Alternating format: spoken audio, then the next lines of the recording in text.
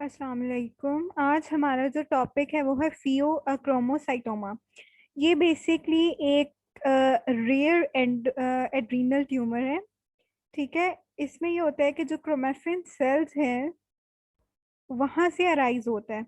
उसकी वजह से उसमें क्या होता है कि ये सिंथेटिक नर्वस सिस्टम की ओवर स्टिमुलेशन हो जाती है। जब उसकी ओवर स्टिमुलेशन होती है तो हाइपरटेंशन की एक स्टेट आ जाती है। इसका मेन क्लिनिकल फीचर भी यही है। अच्छा, इसमें ये जो रूल ऑफ 10% है, this is really very important कि 10% एक्स्ट्रा एड्रीनल होता है। मतलब जो एड्रीनल ग्लैंड है इससे बाहर मैलिग्नेंट होता है, बच्चों में होता है और बायलेटरल होता है। इसको एज इट इज याद करना है। अच्छा, नेक्स्ट इसमें ये है कि ये ट्रांसमिट होता है एज ऑटोसोमल डोमिनेंट ट्रेट और in combination with the MEN type of endocrine disorders. ठीक है, ये इसमें कुछ एग्जांपल्स दिए हैं किसमें हो सकता है।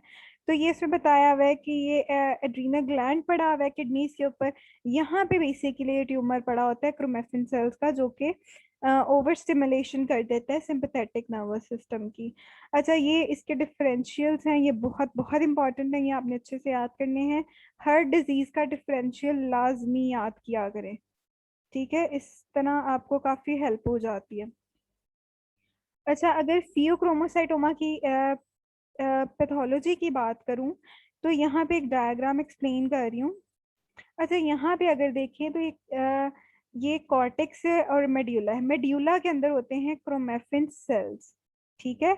इन क्रोमेफिन सेल्स के वजह से यहाँ पे वो स्टिमुलेशन हो जाती है सिंपैथेटिक नर्वस सिस्टम की। मतलब फ्लाइट ऑफ रिस्पॉन्स आ जाता है।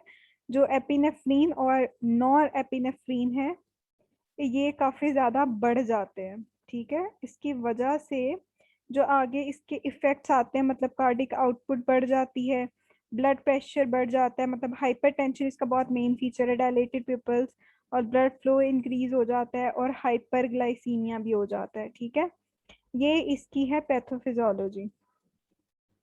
मेन इसके जो फीचर्स आते हैं वो आते हैं कैटिकोलामिन सिक्रीशंस की वजह से। इसकी वजह से होता बेसिकली ये है कि एपिनेफ्रीन और नॉन एपिनेफ्रीन के दोनों फीचर्स आना शुरू हो जाते हैं। टेकिकार्डिया होता है, जो पेशेंट है वो प्रेजेंट करता है, स्वेटिंग हो रही है, फ्लशिंग हो रही है। इसके अलावा नॉन एपिनेफ्रीन जो है ना, वो सिक्रीट होता है एक्स्ट्रा एड्रीनल, जो ऊपर हमने बात की थी कि 10% होता है। अच्छा, ये तो होगी इसकी पैथोलॉजी। अब हैं इसके क्लिनिकल फीचर्स। ये बहुत बहुत इंपॉर्टेंट है। इसमें जो पेट फीचर्स आते हैं ना सिनेरियोज में, वो मैं आपको पहले बताती हूँ। कि इसमें एक आता है, पेशेंट आता है पेरोक्सिम क्राइसिस के साथ, पेरोक्सिम्स या क्राइसिस। ठीक है, उसमें क्या होता है कि हेडेक होता है, प्रोफ्यूज स्वेटिंग, पैल्पिटेशंस होती है, ऑर्थो हाइपोटेंशन, ग्लूकोज इंटॉलरेंस मतलब हाइपरग्लाइसीमिया होता है, BP is elevated with tachycardia. ये बहुत बहुत इंपॉर्टेंट है इसका, क्योंकि इसमें मरीज आता ही मेनली हाइपरटेंशन के साथ है। क्योंकि इसमें है ही जो मेन रोल है ना, बेसिक रोल, वो है सिंपैथेटिक सिस्टम का। तो उसमें जो मेन फीचर के साथ पेशेंट प्रेजेंट कर रहा है, that is hypertension with tachycardia. Orthostatic hypertension भी हो सकता है। अच्छा, यहाँ पे मैं बता देती हूँ, ऑर्थोस्टैटिक हाइपरटेंशन का मतलब है कि जब पेशेंट खड़ा होता है ना तो उसके BP में 10 जो है वो पॉइंट्स का फॉल आता है। इसको कहते हैं ऑर्थोस्टैटिक हाइपरटेंशन। और ये जो है वो हाइपरटेंशन से थोड़ी डिफरेंट इस तरह से है कि इसमें फॉल मतलब खड़े होने पे BP कम होता है। ये इसमें डिफरेंस है। अच्छा, तो अब नेक्स्ट देखते हैं डायग्नोसिस। डायग्नोसिस में इसका ये है कि आप सबसे पहले इसमें देखेंगे कि जो कैटेकोलामिन्स हैं, ठीक है, वो बढ़ जाते हैं। मतलब उसमें कौन कौन से आते हैं वो आप यूरिन में भी देख सकते हैं। यूरिन में क्या क्या देख सकते हैं आप? मेटानेफ्रीन्स देख सकते हैं, विनाइल मेंडेलिक एसिड देख सकते हैं, या प्लाज्मा के अंदर कैटेकोलामिन्स देख सकते हैं। ठीक है, इस ये नीचे एक्सप्लेन किया हुआ है कि इनिशियल टेस्ट कौन कौन से होते हैं। कि 24 यूरिनरी विनाइल मेंडेलिक एसिड, मेटानेफ्रीन्स और फ्री कैटेकोलामिन्स। इसके अलावा आप प्लाज्मा में देख सकते हैं जितने भी मेटाबोलाइट्स का लेवल है, क्योंकि जब एपिनेफ्रीन और नॉन एपिनेफ्रीन ज्यादा प्रोड्यूस होते हैं तो उसके जो मेटाबोलाइट्स हैं वो भी ज्यादा होते हैं। यूरिन और प्लाज्मा दोनों के अंदर आपको इसकी सिक्रीशन मिलेगी। अच्छा, इसमें एक और बड़ी इंटरेस्टिंग सी चीज है कि जब जो क्लोनिडीन है ना, वो एपिनेफ्रीन के लेवल को कम करती है।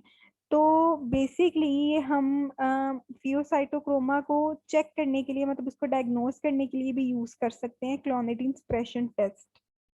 ये वैसे डेविडसन में तो ऐसा कुछ नहीं लिखा हुआ, लेकिन आप ये लिख सकते हैं अपने उसमें। ठीक है, इसके अलावा आप इसमें एक ये टेस्ट कर सकते हैं, मेटा आइडो बेंजोइल ग्वानिडीन। इसको एज इट इज याद कर लेंगे, स्कैन है, ये भी कर सकते हैं आप। अच्छा, ये इसको याद करने का मैंने यहाँ पे एक निमोनिक ऐड कर दिया है। ये बहुत इंपॉर्टेंट भी है, इसको एज इट इज याद कर लीजिए। 5 P's है, मतलब पेरोक्सिमल क्राइसिस, palpitations, perspiration मतलब excessive sweating, pain in abdomen and PMB in urine। वही जो मेटाबोलाइट्स मैंने आपको ऊपर बताए हैं वही वाले हैं।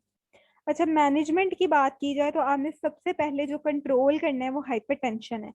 मतलब आपने हाइपरटेंशन को कम करना है, उसके लिए आप क्या करेंगे, आप उसको अल्फा एड्रीनर्जिक ब्लॉकेट्स दे देंगे और बीटा ब्लॉकर्स भी दे सकते हैं। ठीक है, इसमें जो इम्पोर्टेंट बात ये है कि बीटा ब्लॉकर्स जो है ना, वो आपने नहीं देने जब तक कि आप अल्फा ब्लॉकर्स को नहीं दे सकते। मतलब आपने इनको इस तरह से मैनेज करना, वरना उसकी जो हाइपरटेंशन है वो बहुत ज्यादा बढ़ भी सकती है। तो आपने इसको यूज करते हुए एहतियात करनी है। दूसरी आप चीज दे सकते हैं, non cardio selective beta blockers दे सकते हैं, और लेबिटोलॉल। मतलब बेसिक इसकी जो मैनेजमेंट है वो आपने हाइपरटेंशन को ही कम करना है, या पेशेंट जैसे प्रेजेंट करेगा वैसे ही। ठीक है, इसके अलावा कॉजेज मैंने आपको कुछ बताई थी ऊपर फियोसाइटोक्रोमा की, उसमें आप सर्जिकल रिमूवल भी कर सकते हैं। ठीक है, इसके अलावा आईवी फेंटोलामीन जो है, ये बीपी कंट्रोल करने के लिए एक बेहतरीन आईवी है, इंट्रावीनस, जो आप लगा सकते हैं। ठीक है, ये इसकी बेसिक मैनेजमेंट हो गई। अच्छा, तो नेक्स्ट इसमें ये है कि डेविडसन की मैंने ऐड कर दी हैं, ये वाली आप देख सकते हैं बाद में इसको।